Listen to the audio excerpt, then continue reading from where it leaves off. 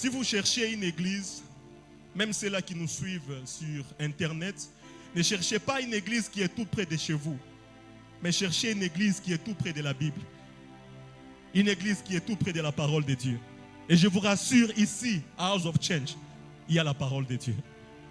Et nous sommes chaque jour bénis. Les dimanches, j'étais merveilleusement béni. Alléluia. Et je vous encourage à venir en ces lieux parce qu'il y a la parole de Dieu. Alléluia. Et ce soir, pendant ces quelques minutes, j'aimerais parler sur un petit, je peux appeler ça un petit sous-thème. Parce qu'il y a un grand thème, c'est le Dieu de toute grâce. Mais le dimanche, on nous a parlé sur un sous-thème qui est la grâce de la multiplication. Moi, ce soir, je vais parler sur un tout petit thème que j'ai intitulé La rencontre divine déclencheur de la grâce multiplicatrice. La rencontre divine déclencheur de la grâce multiplicatrice. Alléluia. Nous sommes dans Genèse 17. Nous allons lire du premier verset. Nous allons nous arrêter au 9e verset. Et puis le reste, nous allons commencer à les citer au fur et à mesure. Est-ce que nous pouvons nous tenir debout pour honorer la parole de Dieu?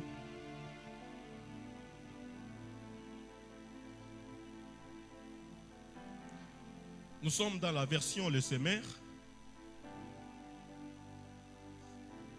Nous lisons au nom de Jésus-Christ. La Bible dit, quand Abraham eut 99 ans, l'Éternel lui apparut et lui dit, je suis le Dieu Tout-Puissant. Mène ta vie sous mon regard et comporte-toi de manière intègre, afin que j'établisse mon alliance avec toi et que je multiplie ta descendance à l'extrême. Le verset 3. Abraham se prosterna la face contre terre et Dieu ajouta, pour moi, voici quelle est mon alliance avec toi. Tu deviendras le père d'une multitude de peuples. Désormais, ton nom ne sera plus Abraham, père éminent, mais Abraham, car je ferai de toi le père d'une multitude de peuples. Le verset 6.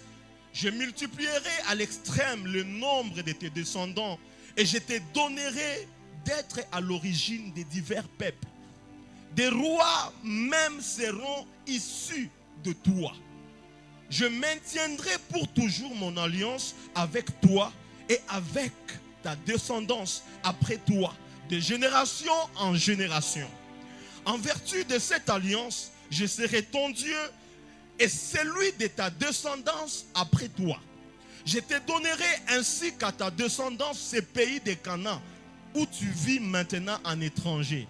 Il sera votre propriété pour toujours et je serai le Dieu de ta descendance. Nous pouvons acclamer la lecture de la parole de Dieu. Amen, amen. Que Dieu bénisse encore son serviteur, le frère Dan, pour la conduction de ces cultes. Que Dieu vous bénisse et que vous renouvelle l'homme de Dieu. Frères et sœurs, bien-aimés dans le Seigneur, nous sommes devant le premier livre de la Bible, Genèse. Genèse signifie le commencement, l'origine ou le début. Dieu a élevé un homme nommé Adam pour être le père de toute l'humanité. Et dans le nom Adam, nous trouvons le mot humain. Dieu a fait une alliance avec lui. Et Dieu les a dit, ne mangez pas du fruit de l'arbre du milieu du jardin. Dieu lui a dit, sois fidèle à ma parole. Tu peux manger de tous les autres arbres. Mais Adam a brisé cette alliance. Il a mangé du fruit que Dieu lui avait interdit. Ce n'était pas le fruit en soi qui importait, mais c'était le mépris d'une parole donnée dans une alliance sacrée. Alléluia. Après la chute d'Adam, toute l'humanité est tombée avec lui, car il était le chef. Alléluia. Dieu a ensuite élevé Enoch le petit-fils d'Adam, fils de Seth. La Bible dit qu'avec Enoch, on commença à invoquer le nom du Seigneur. Ce n'est pas écrit qu'Enoch a commencé à prier, mais la Bible dit qu'avec lui, on commença. Cela signifie que sa prière a déclenché un réveil dans sa génération. Ceux qui étaient proches de lui ont commencé à prier aussi. Car invoquer signifie rapprocher Dieu. Le Dieu qui était loin est revenu. Alléluia. Et après Enoch, un homme a marché avec Dieu. Et Dieu l'a repris pour lui. Enoch était un homme qui est resté sur terre, mais qui a continué à marcher avec Dieu. Inspiré par Enoch, vient Noé. Alléluia. Et de Noé, Dieu a élevé son fils Sem. Et de Sem, Dieu a choisi un nouvel homme, Abraham. Et dans le chapitre 3 de la Genèse, Adam, l'homme de l'alliance avec Dieu, a péché. Mais Dieu a gardé un reste, le petit-fils d'Adam, Enoch. Ensuite, Dieu a pris Enoch pour lui. Et puis, il est resté Noé. Et puis après, l'humanité a péché encore de nouveau. Dieu a envoyé les déluges. Et après, Dieu va faire une alliance avec cet homme de Noé. Et là, nous voyons l'arc-en-ciel qui est le symbole de l'alliance de Dieu avec Noé. Mais après Noé, son fils Cham brise le principe d'honneur. Il voit la nudité de son père, ivre, sort dehors et expose publiquement sa faiblesse avec joie. Et les descendants de Cham, par l'intermédiaire de Nimrod, construisent une ville et une tour pour toucher le ciel et défier Dieu. Encore une fois, l'humanité pêche contre Dieu. Avec Adam, ensuite, dans la génération de Noé, avant le déluge, et maintenant, après le déluge, par Cham. Et certains traducteurs appellent ou l'appellent Canaan, mais c'était bien Cham. Alléluia. Car dans le chapitre 10 et le chapitre 11, l'humanité se rebelle à nouveau contre Dieu. Alors, quand tu lis dans la Genèse, tu te dis, vraiment l'homme est perdu. C'est vrai, l'humanité était perdue à cause du brisement de toute alliance que les hommes ou Dieu faisait avec les hommes. Et arrivé en Genèse 12, Dieu va choisir un homme, encore une fois. Dieu va choisir cet homme de Abraham. Dieu va l'appeler au chapitre 12. Et au chapitre 14, Abraham combat et Dieu lui donne la victoire contre plusieurs rois. Et au chapitre 15, Dieu lui ordonne de regarder le ciel. Et Dieu lui promet que si tu comptais le nombre des étoiles, tous les nombres que tu vas compter, ça sera ça, ta descendance. Dieu lui promet des enfants. Mais pourquoi Dieu a promis des enfants à cet homme d'Abraham? C'est parce que sa femme était stérile. Et Dieu dit qu'il sera père des nations. Comment peut-il devenir père des nations s'il n'a même pas un fils? Et au chapitre 15, Dieu confirme la promesse. Au chapitre 16, sa femme lui fait une proposition qu'il n'a pas refusée. Elle est âgée comme il dit lui-même au chapitre 17. Elle lui dit, va avec ma servante Agar. Et l'enfant qui naîtra d'elle sera le nôtre. Abraham, qui n'était pas naïf, dit, j'accepte ta proposition. Il s'unit à Agar. Elle tombe enceinte. Et là, Ismaël est venu. Et Abraham pense qu'avec la naissance d'Ismaël, la promesse est accomplie. Car Dieu avait dit qu'il donnerait un fils, mais n'avait pas précisé comment cela viendrait. Alors ils ont voulu aider Dieu. Amen, amen. Ce soir, j'aimerais dire à quelqu'un, si Dieu t'a promis des choses, ne cherche pas à l'aider. On n'aide pas Dieu. S'il t'a promis qu'il va te donner, il va te donner. Alors Abraham, en écoutant la voix de Sarah, sa femme, passe devant Dieu. Et nous allons remarquer quelque chose. Nous allons remarquer qu'au chapitre 16, c'est là que Sarah parle le plus. Elle ne reparle qu'au chapitre 18. Puis au chapitre 21, mais dans le chapitre 16, quand elle parle, elle fait pécher son mari. Le mari pêche, Agar tombe enceinte. Et quand Agar est enceinte, elle se sent supérieure à Sarah, qui ne pouvait pas avoir d'enfant. Agar maintenant enceinte méprise Sarah. Et vous savez, qui Sarah va accuser? Sarah va accuser Abraham. C'est de ta faute. Abraham répond, mais c'est ta servante, elle est enceinte, c'est toi qui me l'as donnée. C'est toi qui m'as fait faire cela. Elle va rejeter la faute sur lui, la faute sur son mari, alors que c'était sa proposition. Ceux qui sont mariés vont comprendre cela. Sa femme Sarah a commencé à rendre responsable son mari de l'acte qui a été fait, alors que c'était sa proposition. Et Abraham va répondre à sa femme que Dieu juge entre toi et moi. Quand elle demande à Abraham de coucher avec Agar, elle ne prie pas. Et quand Agar la méprise, elle invoque Dieu pour juger son mari. C'est vrai, Dieu parle à la sœur Sarah. Tout le monde critique le frère Abraham. Mais Sarah, c'est elle qui a failli. Alléluia. Et Sarah a fini par chasser Agar. Et Dieu finit aussi par dire à Agar, retourne, parce que Sarah devra payer le prix d'avoir dévancé Dieu. Retourne car l'enfant doit naître là-bas. L'enfant n'a rien à voir avec tout ce qui est arrivé. Il a besoin d'un foyer. Alléluia. L'enfant n'avait pas de faute. Et Dieu savait que Ismaël n'avait pas de faute, n'avait rien à voir dans ça. Alléluia. Et Sarah pouvait dire, c'est ma maison et c'est mes règles. Mais Agar pouvait aussi dire, c'est mon corps, c'est mes règles. Mais Dieu dit, je commande ton corps, je commande ta maison. Tu dois rentrer dans la maison. Alléluia. Et la Bible dit, Agar est rentrée et elle va donner naissance à Ismaël.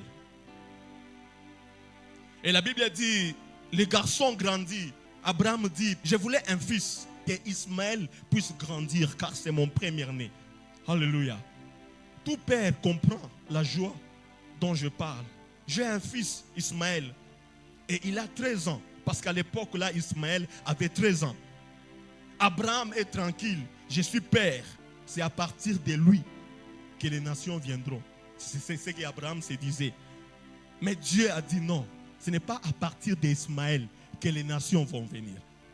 Et puis soudain, Dieu va apparaître à Abraham en vision, soit sous forme théophanique. Je crois que c'était en vision. Parce que la Bible n'a pas explicité de quelle manière Dieu lui a apparu. Et Dieu lui a apparu pour lui rappeler que réellement, ce que je t'ai promis là, l'enfant va venir. Et l'enfant là, ce n'était pas Ismaël. Alléluia. Et voilà, c'est un peu ça mon introduction et le résumé de ce qu'a été la descendance à partir d'Adam jusqu'à Abraham. Et nous sommes dans notre petit thème, la rencontre divine déclencheur de la grâce multiplicatrice. Alléluia. Et ce soir, je ne sais pas si je vais finir les 4 points que j'ai. Et là où je vais m'arrêter, c'est là que je vais m'arrêter pour ne pas trop prendre du temps. Je vais parler du premier point où la première rencontre, c'est la rencontre du faible avec le fort. La rencontre du faible avec le fort. Alléluia. Bien aimé, après ce qui s'est passé au verset 16, Abraham est tranquille. Il a un fils Ismaël et il l'élève bien. Au chapitre 21, quand Dieu ordonne à Agar et Ismaël de partir, l'enfant prie. La Bible dit l'enfant priait. Mais la mère pleurait. Et l'enfant priait. Cet enfant a appris à prier avec qui? C'était avec Abraham, son père. Donc Abraham a su comment éduquer son fils. Au chapitre 18, Dieu lui-même dit qu'il accomplira ses promesses dans la vie d'Abraham, car il sait qu'Abraham donnera à ses enfants une éducation juste et spirituelle. Une éducation si forte qu'ils n'oublieront jamais, même après la mort d'Abraham. Alléluia. Dieu connaît la capacité d'Abraham à former ses enfants. Abraham est enthousiaste avec Ismaël. Mais soudain, le texte dit, Abraham avait 99 ans. Autrement dit, entre le chapitre 16 et le chapitre 17, 13 ans se sont écoulés. Dieu est resté silencieux. 13 ans se sont écoulés. Dieu est resté silencieux. Mais pourquoi Dieu était resté silencieux pendant 13 ans? Parce que Sarah a fait une proposition dans la faiblesse de sa foi. Agar est une servante. Ismaël n'a rien à voir avec ça. Mais le chef de la maison, c'est Abraham. Il aurait dû corriger sa femme. Il aurait dû refuser la proposition. Il aurait dû demander, Sarah, as-tu prié? Mais il a été malin. Et Dieu est resté 13 ans en silence. Alléluia. Et après, maintenant, Dieu dit, je vais ramener ces gars. Dieu arrive. Il trouve Abraham. Abraham a 99 ans. Faible. Il ne peut même plus s'unir avec sa femme. 99 ans. Alléluia. Il ne peut même plus s'unir à sa femme pour avoir un enfant. Il avait presque 100 ans. Et Dieu lui apparaît et lui dit, maintenant, je vais te rencontrer. Tu es sans force, tu es faible. Il n'y a plus d'espoir avec toi. Alléluia. Quel âge as-tu, vieux Abraham? Abraham répondit, j'ai 99 ans. Et Dieu lui dit, tu as 99 ans, tu es faible, mais moi je suis le Tout-Puissant. Tu as 99 ans, tu es faible, moi je suis le Tout-Puissant. C'était la rencontre entre les forts et les faibles. Je ne sais pas ta situation ce soir. Peut-être tu te dis que l'âge a déjà avancé. Mais je suis venu te dire, tu es venu faire la rencontre avec le Tout-Puissant. Peut-être tu n'as pas toutes les facultés qu'il faut pour multiplier ta descendance. Mais Dieu te dit, tu es faible, mais moi je suis Tout-Puissant. Peut-être tu te dis, je n'ai même pas de diplôme. Je ne sais même pas parler anglais. Je ne sais même pas comment je vais m'en sortir. Mais Dieu te dit ce soir, tu es faible, tu ne sais pas comment. Mais moi, je suis le Tout-Puissant.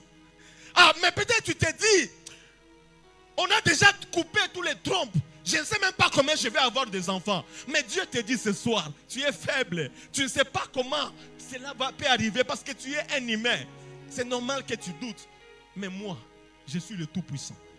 Mais quand nous venons en ces lieux, nous venons rencontrer le Tout-Puissant. Alléluia. Tu es venu rencontrer le Tout-Puissant. Quand tu le rencontres, il peut faire l'impossible dans ta vie. Alléluia. Quelqu'un ne m'a pas compris. Je dis, quand tu rencontres le Tout-Puissant, il peut faire l'impossible dans ta vie. Abraham avait 99 ans. 99 ans. 99 ans. Et Dieu le rencontre. Abraham, vieux, 99 ans. Mais moi, je suis le Tout-Puissant. L'âge n'est pas un problème pour Dieu. Alléluia. Alléluia. Ta famille n'est pas un problème pour Dieu. Ta situation n'est pas un problème pour Dieu. Ton quartier n'est pas un problème pour Dieu. Ce que tu vis là, ce n'est pas un problème pour Dieu. Dieu, c'est le Tout-Puissant. Et Dieu lui a dit, tu as faibli. Maintenant, c'est moi qui entre en action. Alléluia. Bien-aimé, quand tu te sens sans force, tu te sens faible, tu te sens au bout, c'est là que Dieu vient en action. Le Tout-Puissant, c'est là qu'il intervient. Laisse-moi te dire, il n'est pas encore trop tard. Il n'est pas encore trop tard pour ta vie. Il n'est pas encore trop tard pour ta situation. Tu es venu à la rencontre du Tout-Puissant. Le Tout-Puissant peut te multiplier. Le Tout-Puissant peut multiplier ta joie. Le Tout-Puissant peut multiplier tes finances. Le Tout-Puissant peut te bénir encore. C'est encore possible. Pour les hommes, c'était trop tard. Pour Abraham, c'était trop tard. Mais pour Dieu, il n'était pas encore trop tard. Dieu peut agir encore. Dieu peut agir encore. Alléluia. Dieu lui a dit, je suis le même Dieu. Tu as vieilli. Toi, tu as vieilli. Mais moi, je suis tout puissant. Toi, tu es faible. Mais moi, je suis le tout puissant. Toi, tu ne peux pas enfanter, mais moi, je suis le Tout-Puissant. Toi, tu ne peux pas te marier, mais moi, je suis le Tout-Puissant. Toi, tu ne peux pas avancer dans la vie, mais moi, je suis le Tout-Puissant. Même si on t'a dit que tu ne vas pas renouveler les contrats cette année qui vient, mais tu as le Dieu, le Tout-Puissant. Alléluia. Même si tu te dis, je n'ai personne,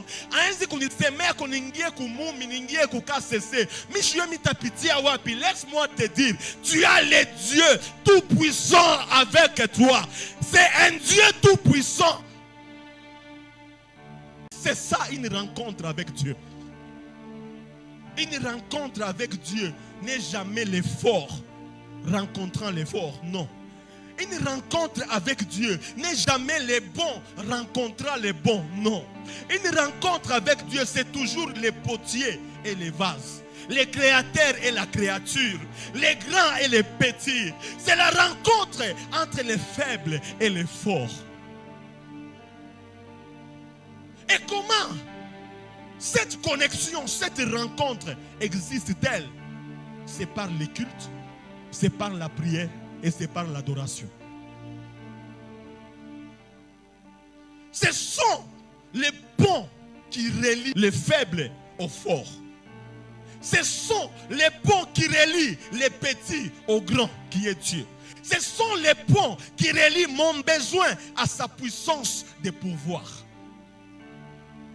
Abraham avait 99 ans quand le Seigneur apparut et dit, je suis tout puissant.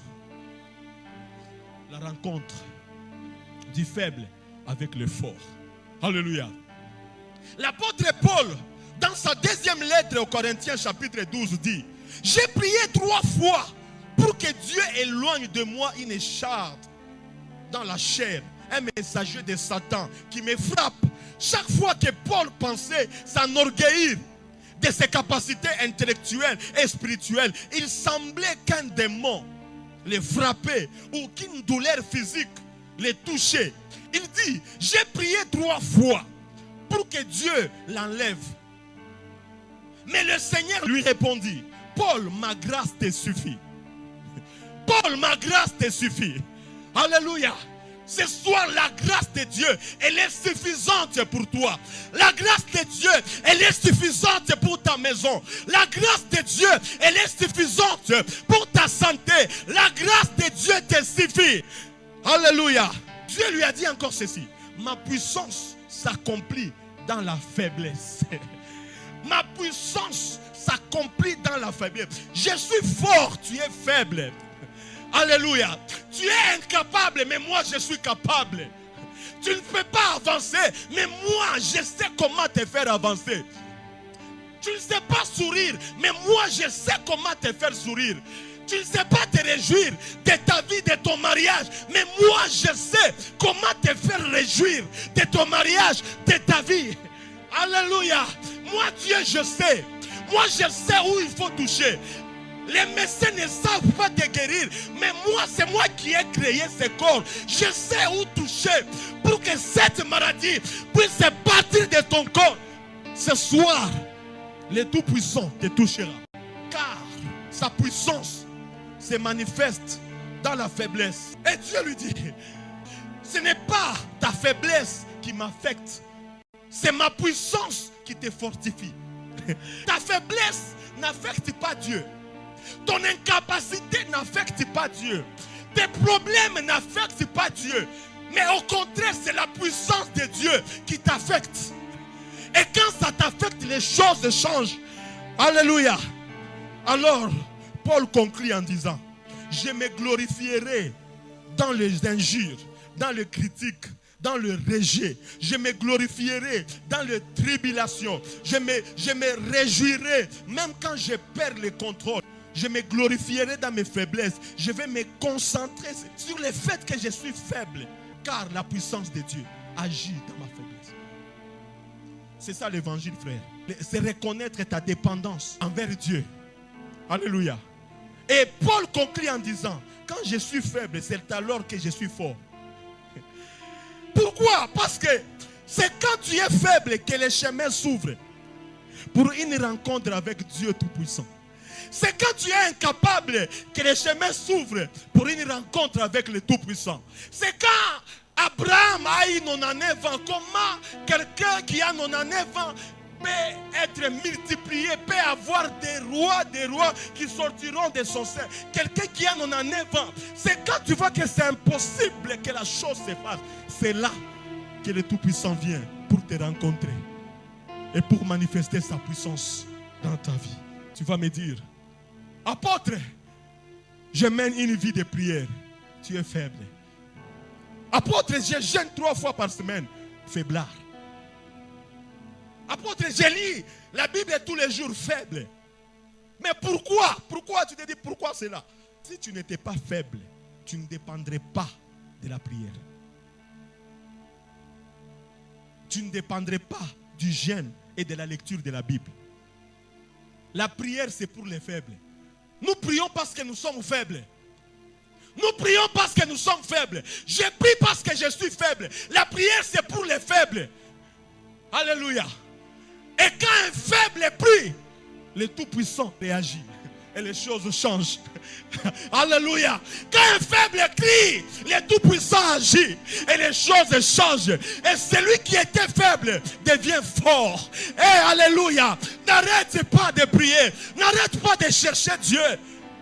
Même quand tu sens que tout va mal, tout ne marche pas, tu sens que tout est bloqué, n'arrête pas de chercher. La prière, c'est pour les faibles, c'est pour nous les faibles.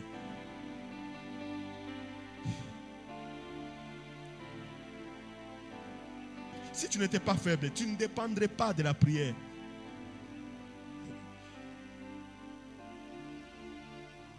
Alléluia. Ceux qui disent que moi-même si je ne prie pas, je suis fort, frère. Tu es archange ou bien tu es Michael sur la terre. Nous sommes tous des faibles. C'est pourquoi nous prions et nous dépendons du plus fort qui est Dieu. Et au verset 3, Abraham tomba le visage contre terre. Pourquoi? Parce qu'il reconnaît qu'il est devant le Tout-Puissant. Si je suis devant le Tout-Puissant, ma faiblesse est révélée. Tu sais quand je sais que tu as rencontré Dieu. Quand tu reconnais tes faiblesses. Là, je saurai que tu as rencontré Dieu. Parce que devant l'omnipotence divine, toute notre force disparaît. Si tu penses être fort, c'est que tu n'as jamais rencontré Dieu. Ézéchiel 1 dit, j'étais au bord du fleuve Kébar. Les cieux se sont ouverts et j'ai vu des visions. Au pluriel, des visions.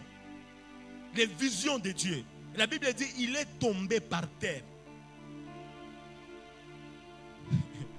Alléluia. Alléluia. Et tout ce qu'il voit dans le chapitre 1, il est au sol. Il essaye de se lever, mais il n'y arrive pas. Et parfois, il y a des gens qui disent que j'ai vu un ange. Frère, tu as vu ça où? Tu as vu l'ange où? Oh, j'ai vu Dieu. Tu as vu Dieu où?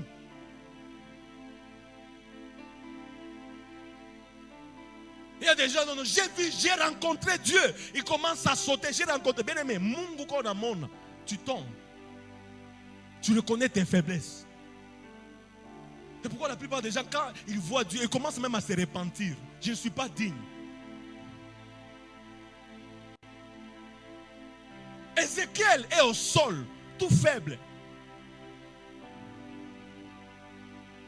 Et au chapitre 10, la Bible dit, il me dit, fils de l'homme, tiens-toi debout et je te parlerai. Et la Bible dit, l'Esprit entra en moi et me fit tenir debout. Ce qui nous tient debout, ce qui nous maintient debout, c'est l'Esprit de Dieu. Nous ne sommes pas forts. C'est l'Esprit qui nous rend forts. Sans le Saint-Esprit, hatutaweza. Tutakuwa chini. Ézéchiel n'avait pas de force pour s'élever. Là, il a eu une rencontre avec Dieu. Vraiment là, il a eu une rencontre avec Dieu. Alléluia. Tu te souviens de Moïse? Moïse était instruit dans toute la science de l'Égypte. Mais quand Dieu lui est apparu dans Exode 3, il a dit, je ne sais pas parler. Tu te souviens de Saül? Il avait des lettres des synagogues. Il se disait, aujourd'hui je vais arrêter les chrétiens. Aujourd'hui, je mets fin à cette chrétienté. Aujourd'hui, je vais leur montrer que je suis Saül. Je suis Saül, descendant de Saül. Jésus dit, viens. Quand il arrive à la porte de Damas, Jésus l'entoure de la lumière du ciel. Et dit, Saül, plutôt Saul, Saul. Et la Bible dit, Saul est tombé au sol.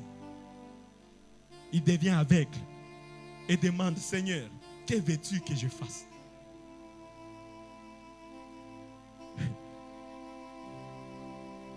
Oh, tu n'étais pas champion avant?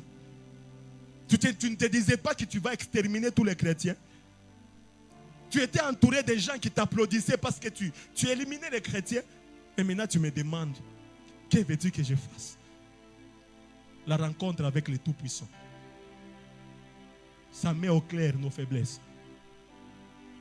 Alléluia. Alléluia.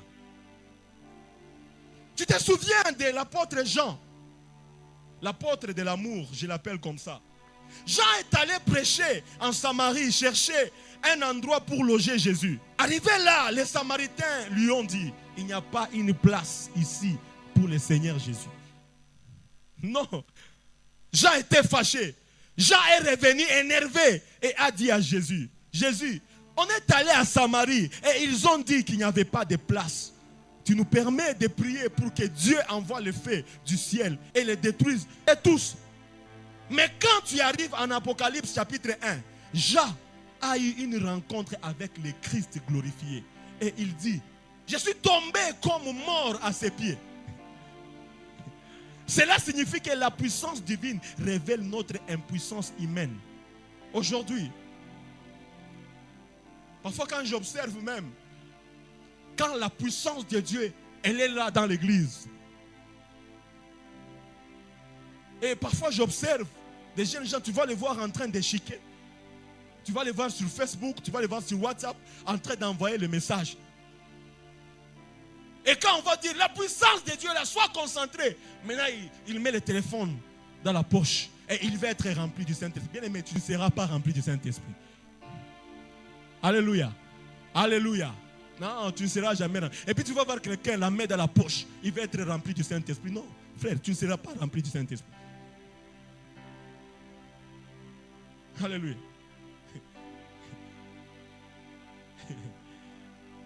Dieu ne baptise pas les orgueilleux dans sa présence.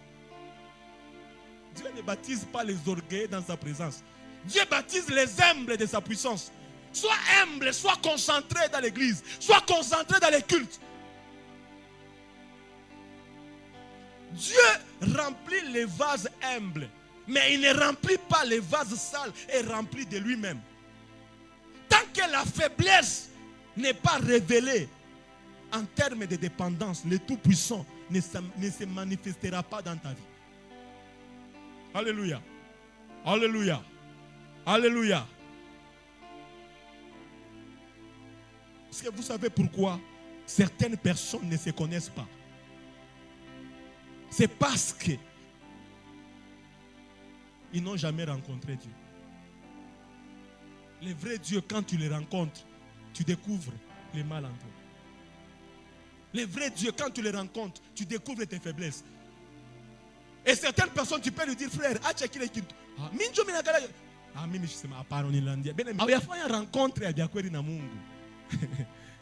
quand nous nous rencontrons avec Dieu, nous sommes brisés.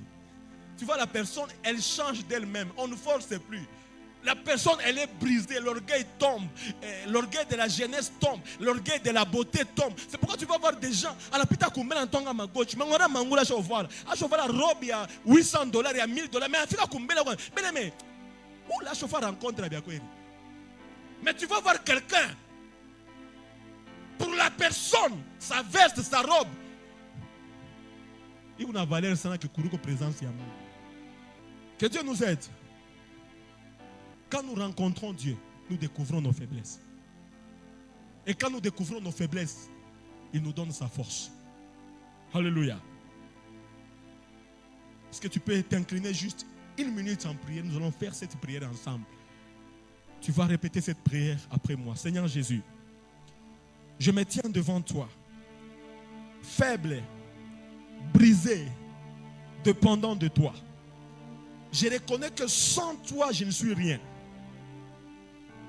Comme Abraham, je tombe le visage contre terre. Car ta sainteté révèle ma fragilité. Remplis-moi de ton esprit. Fortifie-moi par ta grâce. Et manifeste ta puissance dans ma faiblesse. Je ne vais plus m'appuyer sur mes forces. Mais je vais m'appuyer sur ton amour, sur ton autorité, sur ton souffle. Rencontre-moi, Seigneur. Rencontre-moi, Seigneur. Je suis le vase, tu es le potier. Je suis le petit, tu es le grand. Je suis le faible, mais toi tu es le tout-puissant. Au nom de Jésus-Christ, telle est ma prière. Amen. La deuxième des choses, je termine vite, je vais finir par le deuxième point. La rencontre de la promesse avec l'exigence. La rencontre de la promesse avec l'exigence. D'abord les faibles avec les forts. Maintenant la promesse avec l'exigence. Regarde la promesse de Dieu au verset 2. Au verset 2. Je te multiplierai grandement, dit Dieu. Il lui promet à Abraham.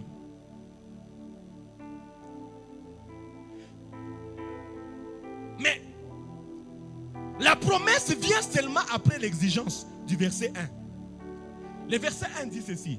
Marche devant moi et sois intègre. C'est ainsi que cela se passe. D'abord, la rencontre du faible avec le fort. Ensuite, la rencontre de la promesse avec l'exigence. Pourquoi nous aimons tant les promesses de Dieu? C'est parce que nous voulons savoir ce que Dieu veut pour nous. Mais l'exigence, c'est ce que Dieu demande de nous. Le verset 2 dit ceci. Je vais te multiplier. Tu seras le père de beaucoup de peuples. Je vais te multiplier. Mais le verset 4 dit, tu seras le père d'une multitude de nations. Là, j'ouvre une parenthèse. Les 3 plus grandes religions monothéistes du monde sont issues d'Abraham. Partout où tu vas, si la religion est monothéiste et non idolâtre, ce sont des enfants d'Abraham. C'est la descendance d'Abraham. Alléluia. Le verset 5 dit, je t'établirai comme père d'une multitude de nations. Et le verset 6 dit, je vais te faire fructifier grandement. Alléluia. Alléluia. Fructifier, c'est quoi? C'est développer les potentiels en toi. Dieu dit, je ferai de toi le père des rois. Donc, dans la fructification, il y a la bonté potentialité. Potentialité. Si nous avons des enfants qui sont rois nobles, nous avons la qualité. Et dans la multiplication, nous avons la quantité. Alléluia. Et Dieu promet à Abraham quantité, potentialité et qualité. Alléluia. Mais avant cela, il y a eu une exigence. Marche devant moi. Qu'est-ce que signifie marche dans ma présence, marche devant moi?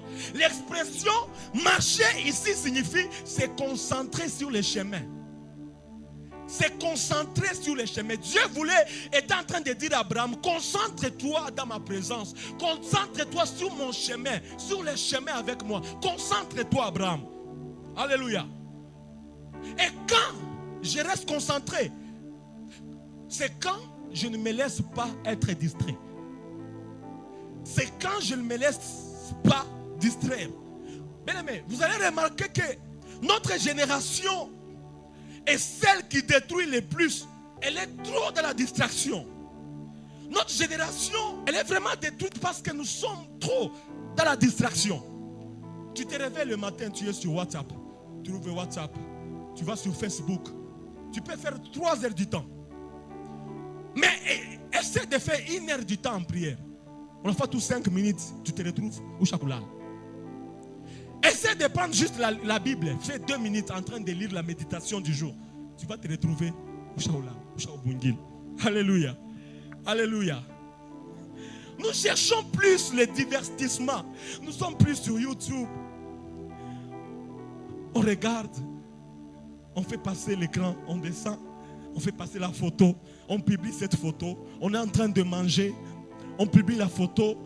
On prend des selfies. Mais ce n'est pas mal. Mais limite un peu la distraction. Dieu est en train de dire à Abraham, je te multiplierai. Mais tu dois marcher devant moi. Tu dois être concentré. Arrête la distraction. Et c'est comme ça que beaucoup de choses remplissent nos esprits. Il y a la convoitise. Il y a beaucoup de choses qui nous remplissent. Parce que quand tu entres là sur Instagram, tu vois ce que les autres ont publié. Il est en Bruxelles, il publie la photo. Il est à Paris, il publie sa photo. Tout ça, ça entre dans nos têtes. On commence à s'imaginer des choses. On commence à vouloir des choses.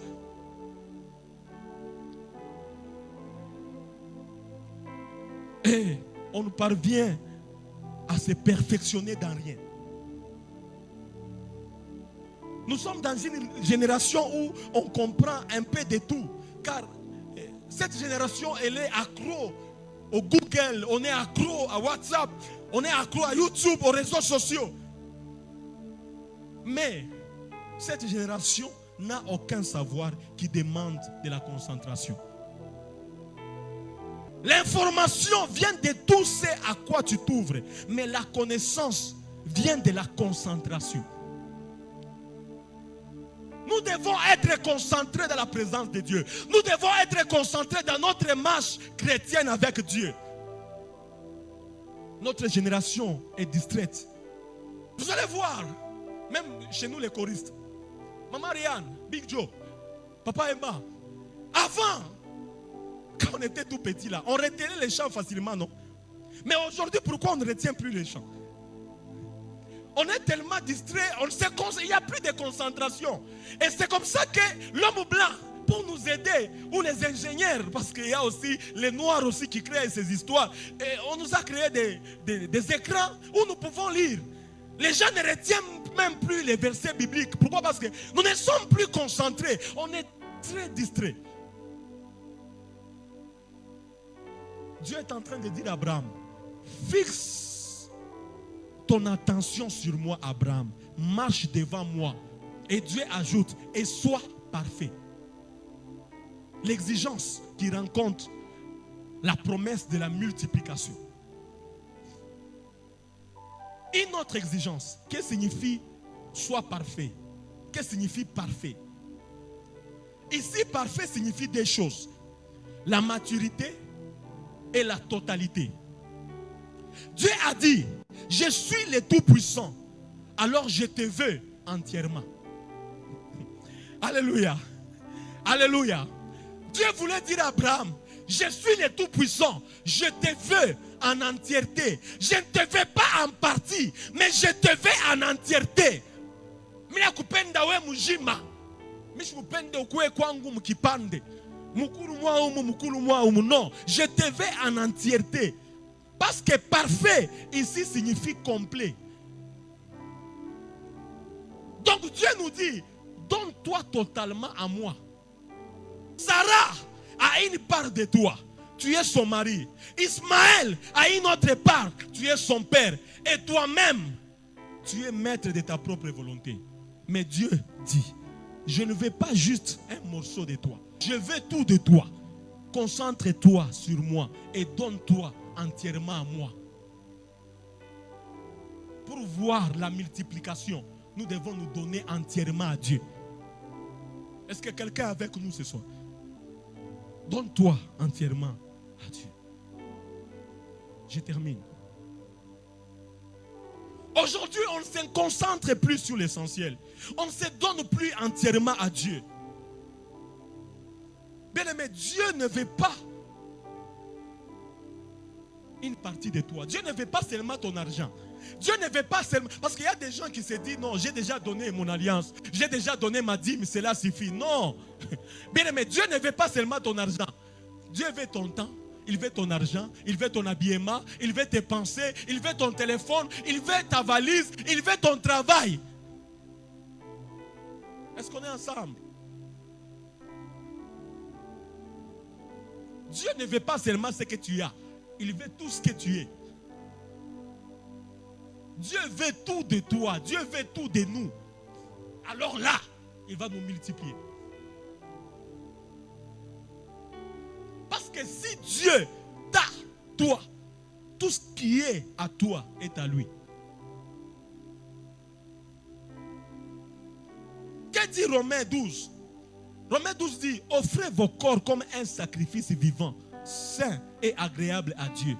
Ce qui est votre culte raisonnable. Qu'est-ce que cela signifie? C'est toi, ta totalité, offre-toi en totalité. Donne-toi à Dieu en totalité. Donne ton esprit aussi à Dieu. Pas seulement tes expressions corporelles. 1 Thessaloniciens 5 dit que le Seigneur vous sanctifie entièrement.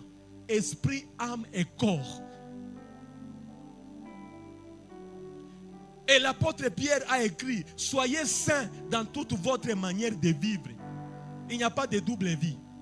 Dieu nous veut en totalité. Alléluia. Il n'y a pas de double vie. Il n'y a pas de style de vie divisé. À l'église, on est une autre personne. À l'école, je suis un autre élève. Je suis chrétien à l'église. Mais quand je sors de l'église, je suis une autre personne. Dieu ne va pas multiplier. Tu ne vas pas vivre la grâce de la multiplication. La grâce de la multiplication, c'est pour les gens qui se donnent en totalité. Alléluia. Dans l'entreprise, tu es chrétien. En tout cas, il dit, alléluia. Alléluia. Sur les réseaux sociaux, sois chrétien, sois chrétienne.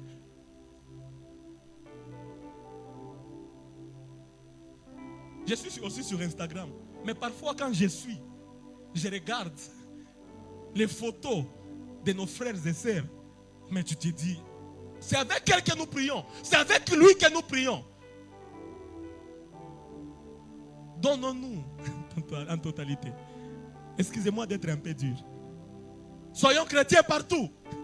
Même sur les réseaux sociaux. Même quand tu publies la photo. Mais quand tu regardes par Instagram, tu n'angaria la photo que tu publies, l'habillement que tu publies. Je regarde. Excusez-moi.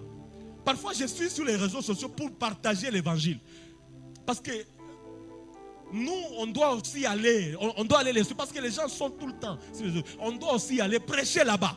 Et quand je regarde, même les abonnés, je connais celle-ci, je la connais.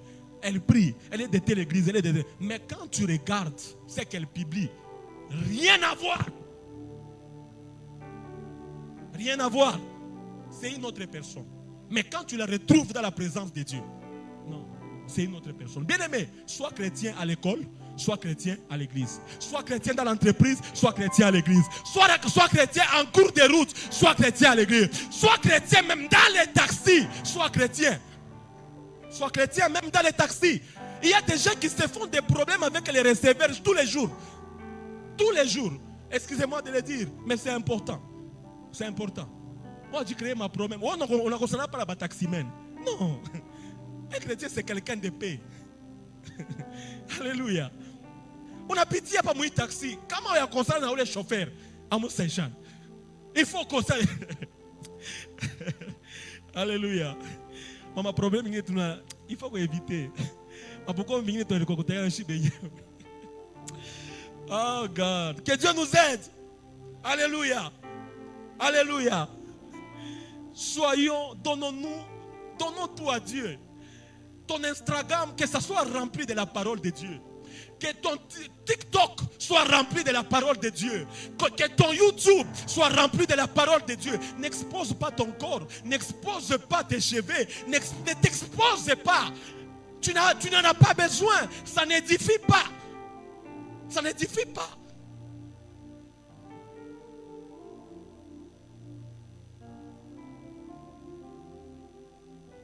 En public, sois vrai.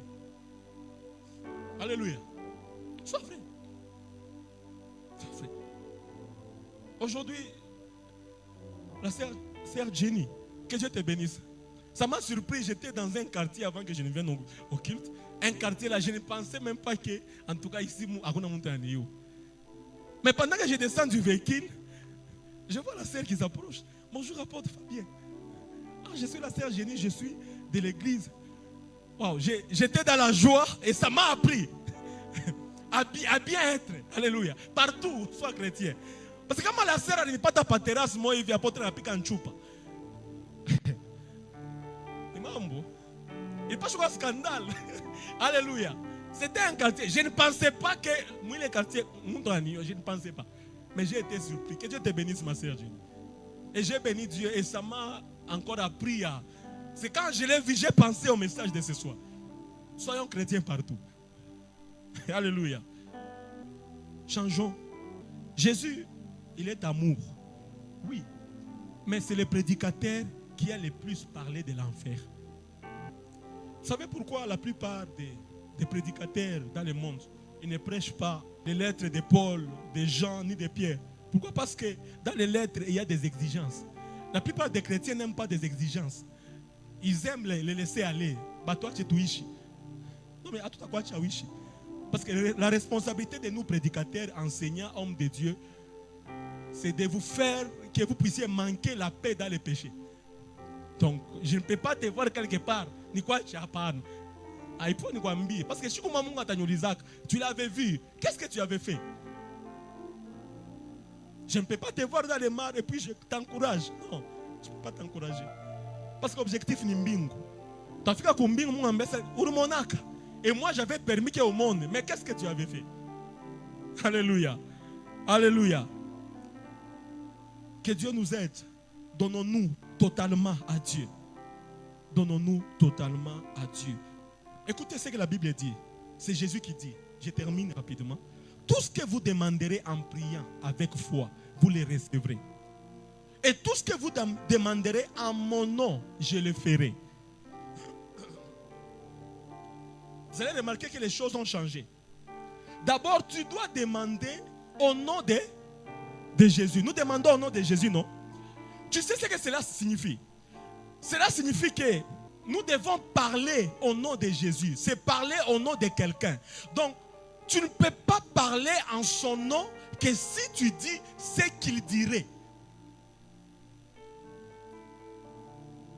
Tu ne peux pas parler en son nom, au nom de Jésus, que si tu dis ce qu'il dirait. Prier au nom de Jésus, c'est demander au Père ce que Jésus demanderait. Alors, il y a des choses que tu demandes ici sur terre et tu termines avec au nom de Jésus. Mais là-haut, Jésus dit, Père, moi je ne demanderai pas ça. Non, parfois, nous ne sommes pas exaucés. Pourquoi? Parce que nous demandons des choses que Jésus ne pouvait pas demander.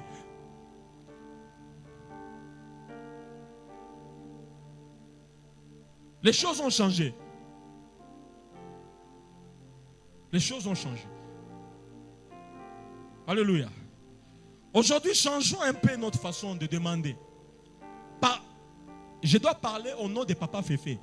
Donc, je ne peux pas aller avec mes propres mots. Je dois aller avec les mots de Papa.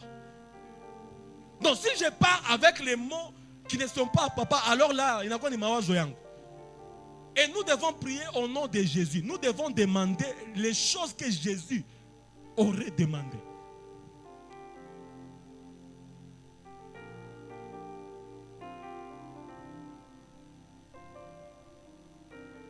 Dieu dit, j'ai une promesse pour toi. Je te multiplierai, Abraham. Mais j'ai aussi une exigence. Et que demandes-tu de moi, Seigneur? Je veux que tu marches devant moi. Je veux que tu sois entièrement à moi. Et alors, je ferai de toi un grand homme, un leader des nations. Je te multiplierai. Tu veux la multiplication? Donne-toi totalement à Dieu. Sois chrétien. Ce n'est pas facile, mais sois chrétien en tout et partout. Que Dieu bénisse sa parole.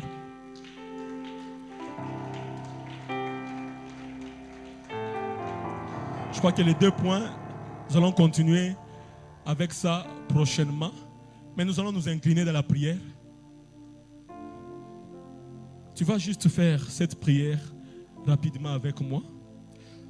Seigneur Jésus, tu es fidèle à tes promesses. Mais tu demandes aussi mon cœur entier.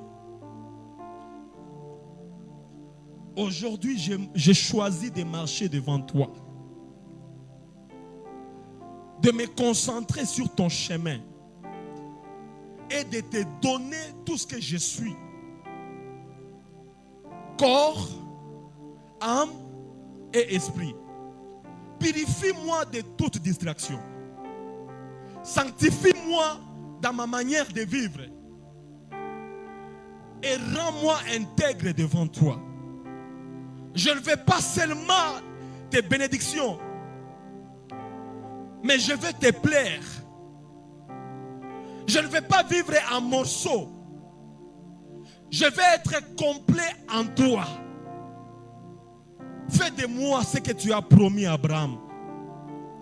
Un instrument de multiplication, de qualité et de potentialité. Mais selon ton exigence. Que je sois entièrement à toi. Au nom de Jésus-Christ. Amen. Est-ce que tu peux acclamer pour la gloire de Dieu pendant que papa est en train de passer? Est-ce que tu peux acclamer encore une fois? Tu peux exagérer dans les acclamations. Est-ce que tu peux encore acclamer pour la parole de Dieu? Fais le bien, fais le bien, fais le bien, fais le bien, fais le